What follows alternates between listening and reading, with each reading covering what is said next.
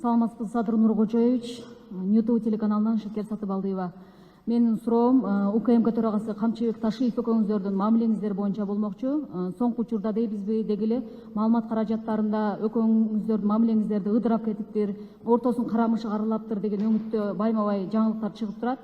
Буга сиздин оюңуз кандай? Балким мамилеңиздерди ачыктачуу мезгил келгендир. Экөөбүздүн мамилебиз жапжакшынакай, эч качан бузулбайт. Биз башкалардай эмеспиз.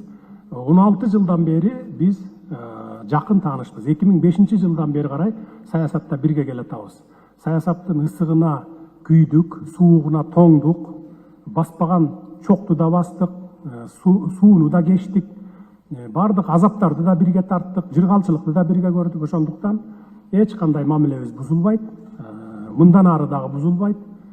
Биринчи 100% кепилдикти Кудай гана берет, мен 99% кепилдикти мен берем сиздерге.